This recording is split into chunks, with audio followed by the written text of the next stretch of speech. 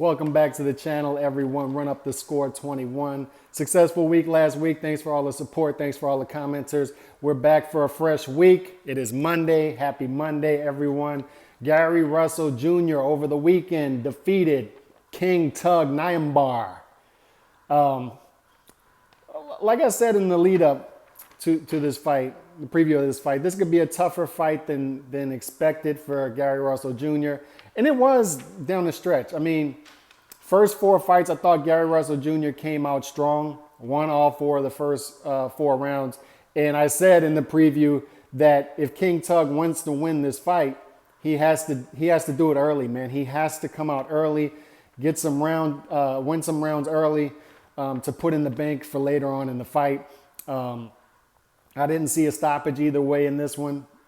Pretty much like everybody, pretty much like Vegas, I saw Gary Russell Jr. winning the fight by unanimous decision, 116, 112-ish. And that's pretty much how I had it on the scorecard. I thought the first four rounds, Gary Russell Jr. came out strong, swept the first four rounds. And then the last 8 rounds, I thought was pretty even on the scorecards. I mean, King Tug had his moments. Gary Russell Jr. had his moments. Gary Russell Jr. showed what he always shows. I mean, hand speed, ring generalship, high boxing IQ. He showed all of that.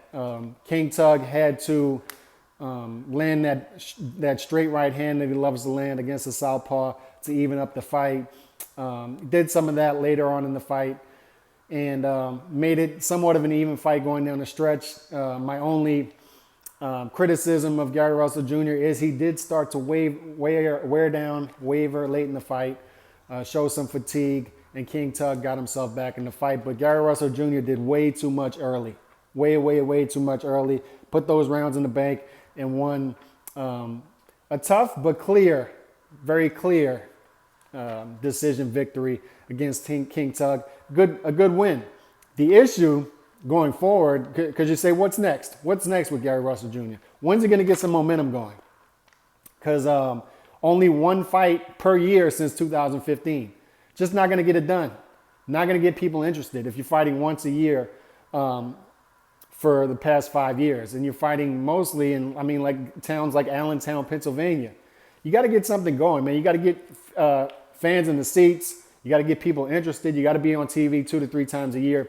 And he's just not having any interest, especially being a guy under 130, a guy in the lower weight classes. You got to get people interested, man. If you're not going to knock guys out, you got to do it by activity.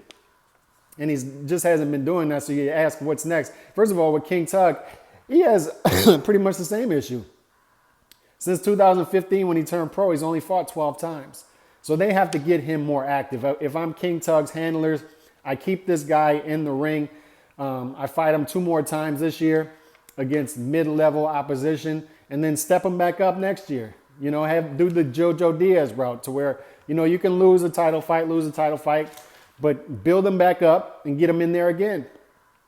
So I would build King Tug back up, fight him 2 more times this year against guys that he would look good against, get some interest going again, and then get his confidence back up, and then fight him again in a title fight, step him back up in 2021.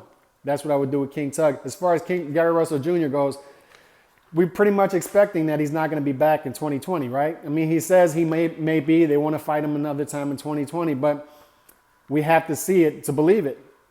I fully expect Gary Russell Jr. to sit out the rest of the year.